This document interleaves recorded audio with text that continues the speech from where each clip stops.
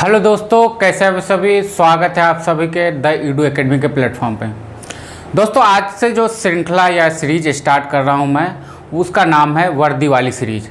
वर्दी वाली सीरीज मतलब चाहे वो बिहार रिलेटेड जो भी एग्ज़ाम है, कोई भी स्टेट पीसीएस हो, उससे रिलेटेड जो भी जो जीएस का जो पेपर होता है उससे रिलेटेड जो भी कंटेंट होगा आपको यहाँ दिया जाएगा, वो भी अध्यायवार यानी चैप्टर वाइज उसका मोस्ट इम्पॉर्टेंट एमसीक्यू। जैसा कि आज का पहला सीरीज है, आज पहला डे है, तो आज जो है हम बात करेंगे पॉलिटी की। और पॉलिटी में बात होगी भारतीय संविधान का संवैधानिक विकास। भारतीय संविधान का संवैधानिक विकास मतलब किस तरह से उसका संवैधानिक विकास हुआ और किस तरह से शुरुआत होकर के हमारा भारत का संविधान बनकर तैयार हुआ। उसका जो पहला पेज कहा जाए कि प्रथम फेज था, वो था संवैधानिक विकास किस तरह से हुआ, कहाँ से कौन सा कंटेंट लिया गया और कैसे इस पे संविधान में जोड़ा गया। इसी तरह का सीरीज आपको अब day by day her subject का आता रहेगा। पहले पॉलिटी ख़त्म करेंगे, फिर हिस्ट्री आएगा, उसके बाद ज्योग्राफी आएगा और फिर बाकी सब्जेक्टों का भी यहाँ पे मिल जाएगा। अगर आप स्पेशली बिहार पुलिस कांस्टेबल की तैयारी कर रहे हैं तो आपके लिए ये क्लास मोस्ट इम्पॉर्टेंट हो जाता है। आपको यहाँ पर वैसे ही एमसीक्यू कराए जाएंगे, वैसे एमसीक्यू को ही बताए जाएंगे जो आपके एग्ज़ाम रिलेटेड हो और आपके पेपर में छपने की गारंटी हो। तो चलिए शुरू करते हैं आज का क्लास। मैं अविनाश कुमार, आप देख रहे हैं द ईडू एकेडमी के प्लेटफॉर्म पर वर्दी वाली सीरीज का डे 1। तो दोस्तों, आज डे 1 में हम बात करेंगे कि भारतीय संविधान का संवैधानिक विकास कैसे हुआ। और ख़ास करके आप बिहार पुलिस, बिहार एसआई या फिर बीपीएससी की तैयारी कर रहे हैं तो आपके लिए ये क्लास ज़्यादा इंपॉर्टेंट हो जाता है। इसी तरह डे 1 डे 2 करके मैं हर सब्जेक्ट चैप्टर वाइज जो है उसका एमसीक्यू लाता रहूँगा और हर सब्जेक्ट का, जैसे मैं बता ही चुका हूँ कि पहले पॉलिटी आएगा, पॉलिटी के बाद हिस्ट्री, उसके बाद ज्योग्राफी और बाकी सभी सब्जेक्टों को धीरे धीरे करके लाया जाएगा। साथ ही साथ आपको बिहार स्पेशल करंट अफेयर का एक जो कहा जाए कि मैराथन क्लास भी आपको द ईडू एकेडमी के प्लेटफॉर्म पर देखने को मिलेगा। तो चलिए क्लास शुरू करते हैं। मैं अविनाश कुमार, आप देख रहे हैं द ईडू एकेडमी। और अगर आप यहाँ पे जुड़ गए हैं तो हमारे चैनल को सब्सक्राइब भी कर लीजिएगा। अगर हमारा कंटेंट पसंद आता है तो हमारे कंटेंट को लाइक भी कीजिएगा। तो चलिए आज का क्लास शुरू करते हैं, जिसका नाम है भारतीय संविधान का संवैधानिक विकास। भारतीय संविधान का संवैधानिक विकास। इसमें हम बात करेंगे कि क्या मोस्ट इम्पॉर्टेंट क्वेश्चन इसमें हो सकते हैं। भारतीय संविधान के संवैधानिक विकास में कौन कौन से क्वेश्चन इम्पॉर्टेंट हो सकते हैं, उसी के बारे में हम डिस्कस करेंगे। तो चलिए क्लास को शुरू करते हैं। यहाँ पे आप टॉपिक भी देख सकते हैं कि भारत का संवैधानिक विकास। भारत का संवैधानिक विकास के बारे में आज हम यहाँ पे बात कर रहे हैं। तो एक एक करके हम इसका एमसीक्यू का डिस्कशन करते हैं। तो पहला जो यहाँ पे क्वेश्चन निकल के आता है कि रेगुलेटिंग एक्ट 1773, रेगुलेटिंग एक्ट 1773 द्वारा सुप्रीम कोर्ट की स्थापना कहाँ की गई थी? कहाँ की गई थी? तो आंसर है इसका कलकत्ता। कलकत्ता में कब किया गया? 1774 ईस्वी में। यानी रेगुलेटिंग एक्ट 1773 के द्वारा सुप्रीम कोर्ट की स्थापना भारत में कहाँ की गई थी? तो कलकत्ता में की गई थी। अगला अगर क्वेश्चन देखें तो भारतीयों को भारत के प्रशासन में भाग लेने का अधिकार, भारतीयों को भारत के प्रशासन में भाग लेने का अधिकार किस अधिनियम के द्वारा प्राप्त हुआ था? किस अधिनियम के द्वारा प्राप्त हुआ था? तो इसका आंसर है चार्टर्ड एक्ट 1833 के द्वारा। जो चार्टर्ड एक्ट आया था 1833, उसके द्वारा ही यह अधिकार प्राप्त हुआ था भारतीयों के भारतीय प्रशासनिक सेवाओं में जाने का। अगला जो क्वेश्चन है कि भारतीय विधान परिषद को बजट पर बहस करने की शक्ति किस अधिनियम के द्वारा दिया गया? किस अधिनियम द्वारा प्राप्त हुआ था? विधान परिषद को बजट पे बहस करने का जो है शक्ति किस अधिनियम के द्वारा प्राप्त हुआ था? तो वो है 1919 का भारत शासन अधिनियम। 1919 का भारत शासन अधिनियम। अगला क्वेश्चन देख लेते हैं कि भारत के राष्ट्रपति को अध्यादेश, भारत के राष्ट्रपति को अध्यादेश या ऑर्डिनेंस निर्गत करने की शक्ति किस अधिनियम से प्रेरित है? किस अधिनियम से प्रेरित है? यानी अभी जो कोई भारत के राष्ट्रपति कोई ऑर्डिनेंस या अध्यादेश पारित करते हैं तो उसे किस अधिनियम के द्वारा लिया गया था हमारे भारतीय संविधान में? तो वो है भारत शासन अधिनियम 1935। भारत शासन अधिनियम 1935। अगला क्वेश्चन देख लेते हैं कि केंद्र में द्वैत शासन व्यवस्था, केंद्र में द्वैत शासन व्यवस्था किस अधिनियम के द्वारा लागू की गई थी? किस अधिनियम के द्वारा लागू की गई थी? तो यह था भारत शासन अधिनियम 1935, भारत शासन अधिनियम 1935। आगे बढ़ते हैं, अगला देखते हैं कि ब्रिटिश भारत में किस अधिनियम में संघीय शासन, किस अधिनियम में संघीय शासन का प्रावधान था? तो वो भी था भारत शासन अधिनियम 1935, भारत शासन अधिनियम 1935। आगे बढ़ते हैं, अगला देख लेते हैं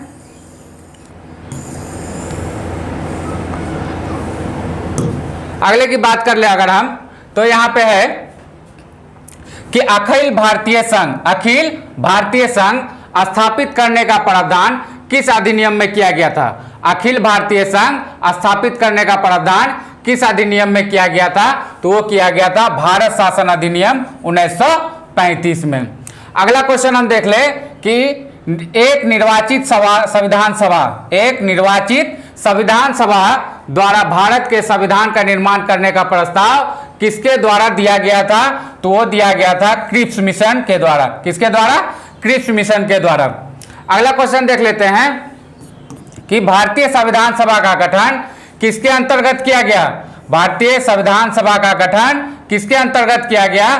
तो वो किया गया कैबिनेट मिशन 1946 ईस्वी के अंतर्गत। कैबिनेट मिशन 1946 जो आई उसी के अंतर्गत भारतीय संविधान सभा का गठन किया गया। अगला क्वेश्चन हम देख ले कि कैबिनेट मिशन द्वारा प्रस्तुत योजना के अनुसार संविधान सभा में प्रांतों से प्रतिनिधियों का निर्वाचन किस अनुपात में था? मतलब कैबिनेट मिशन द्वारा प्रस्तुत योजना में जो पहला कहा जाए कि चुनाव हुआ था उसमें जो है प्रतिनिधियों का जो चुनाव होना था तो कितनी आबादी पे होना था? तो वो होना था 10 लाख की जनसंख्या पर एक सदस्य, 10 लाख की जनसंख्या पर एक सदस्य। अगला क्वेश्चन हम देख लें कि भारतीय संविधान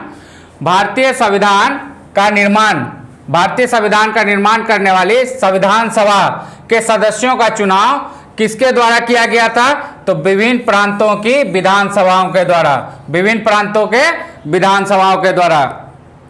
अगला क्वेश्चन देख लेते हैं कि भारत के संविधान सभा की पहली बैठक कब हुई? तो वो हुई थी 9 दिसंबर 1946 ईस्वी को। अगला क्वेश्चन हम देख लेते हैं कि संविधान सभा का अस्थायी अध्यक्ष किसे चुना गया था? तो वो अस्थायी अध्यक्ष चुना गया था यहां पे सच्चिदानंद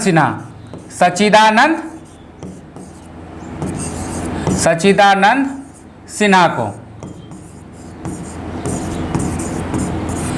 यहां पे थोड़ा सा मिस्टेक हुआ है, राजेंद्र प्रसाद अस्थायी अध्यक्ष चुनाए गए थे, अस्थायी अध्यक्ष सच्चिदानंद सिन्हा को चुना गया था। अगला जो क्वेश्चन है कि संविधान सभा में पंडित नेहरू द्वारा उद्देश्य प्रस्ताव कब प्रस्तुत किया गया था? तो वो किया गया था 13 दिसंबर 1946 को। 13 दिसंबर 1946 को नेहरू जी के द्वारा जो है उद्देश्य प्रस्ताव प्रस्तुत किया गया था। आगे बढ़ते हैं, अगला देख लेते हैं क्वेश्चन।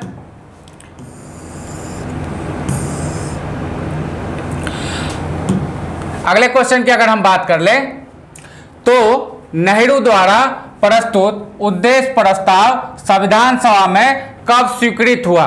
नेहरू द्वारा प्रस्तुत उद्देश्य प्रस्ताव संविधान सभा में कब स्वीकृत हुआ था? तो वो हुआ था 22 जनवरी 1947 को, 22 जनवरी 1947 को। अगला क्वेश्चन देखते हैं कि भारतीय संविधान के निर्माण काल में संविधान सभा के कुल कितने अधिवेशन हुए?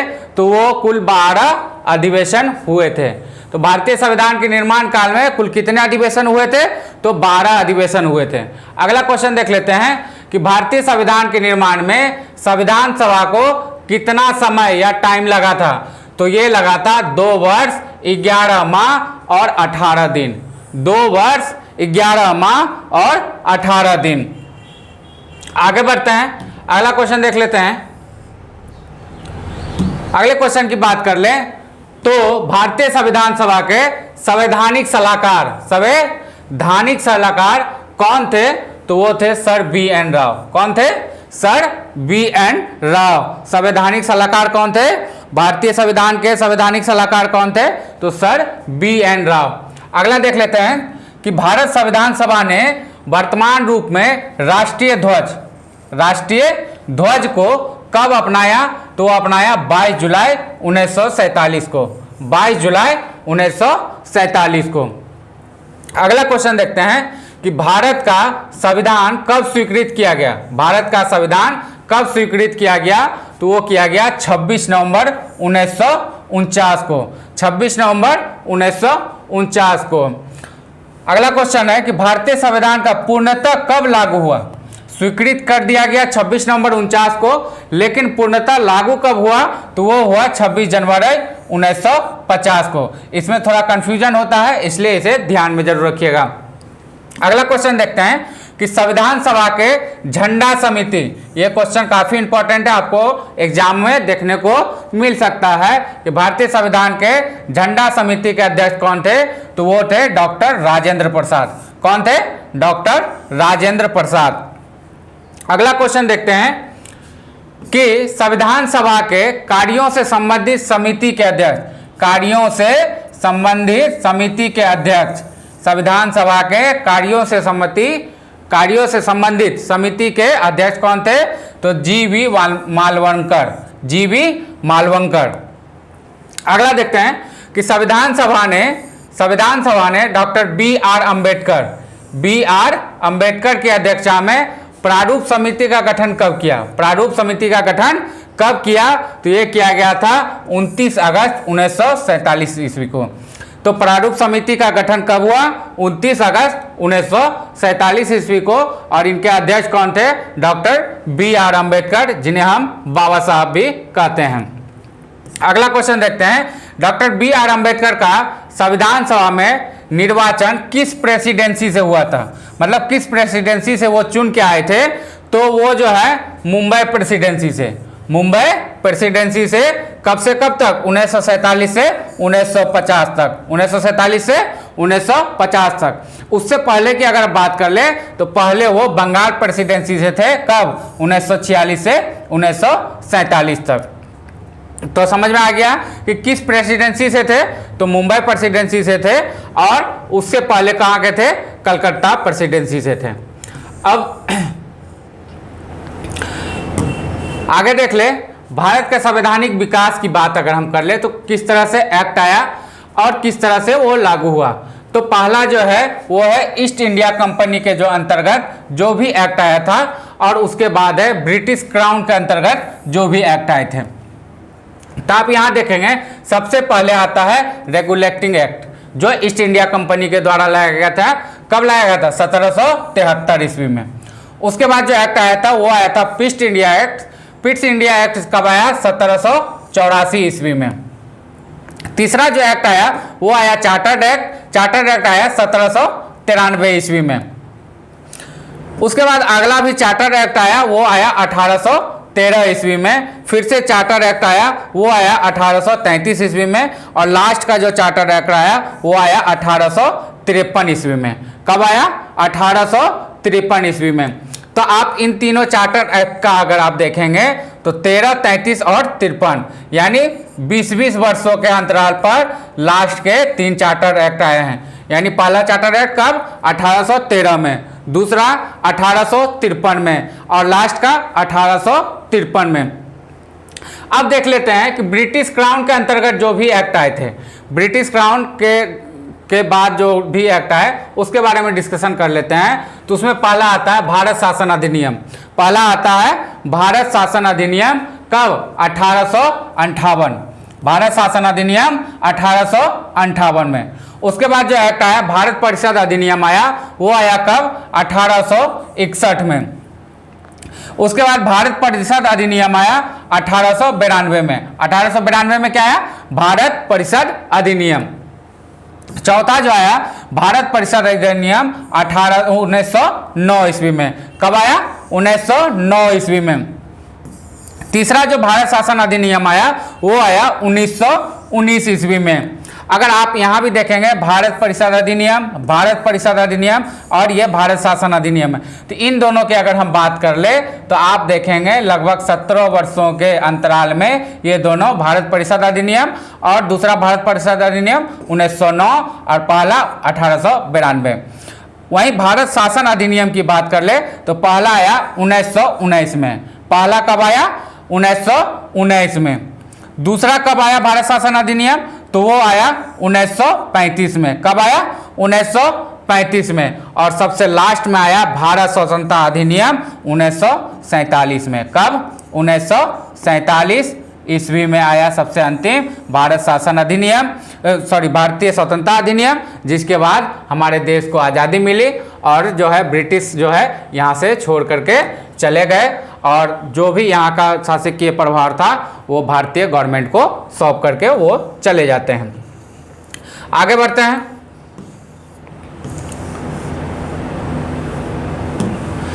बात कर ले कि भारत शासन अधिनियम 1919, भारत शासन अधिनियम 1919 की समीक्षा के लिए वर्ष 1927 में कौन सा? साइमन कमीशन का गठन किया गया था। किसका गठन किया गया था? साइमन कमीशन का गठन किया गया। तो याद रखिएगा कि भारत शासन अधिनियम जो पहला आया 1919 में और दूसरा आया 1935 में। तो जब पहला आया था भारत शासन अधिनियम 1919 तो उसकी समीक्षा के लिए 1927 ईस्वी में साइमन कमीशन का गठन किया गया था। तो साइमन कमीशन का गठन कब किया गया? तो 1927 ईस्वी में।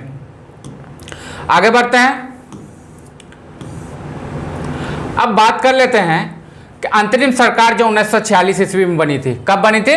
1946 ईस्वी में जो अंतरिम सरकार बनी थी उनके सदस्य कौन कौन से थे? जो मेनली जो सदस्य थे और उन्हें कौन कौन सा विभाग दिया गया था, यानी किस किस विभाग के वो मंत्री थे। तो बात कर लेते हैं सबसे पहले पंडित जवाहरलाल नेहरू की। पंडित जवाहरलाल नेहरू की अगर हम बात करें तो इनके पास राष्ट्रमंडल तथा विदेशी मामले थे। इनके पास कौन सा विभाग था? राष्ट्रमंडल तथा विदेशी मामले के उस समय के मंत्री थे। दूसरा अगर बात कर ले सरदार पटेल की बात करें तो सरदार पटेल को जो है गृह, सूचना एवं प्रसारण मंत्री ये उस समय के थे। तो 1946 में जो अंतरिम सरकार बनी थी उसमें नेहरू जी क्या थे? राष्ट्रमंडल संबंध तथा विदेशी मामलों के मंत्री थे। वहीं पर सरदार पटेल गृह, सूचना एवं प्रसारण मंत्री थे। डॉक्टर राजेंद्र प्रसाद की बात कर ले तो डॉक्टर राजेंद्र प्रसाद खाद्य एवं कृषि मंत्री थे। क्या थे? खाद्य एवं कृषि मंत्री थे। चौथे अगर बात कर ले जॉन मथाई की अगर बात कर ले तो इन्हें जो है उद्योग एवं नागरिक आपूर्ति विभाग मिला था। कौन सा? उद्योग एवं नागरिक आपूर्ति विभाग मिला था।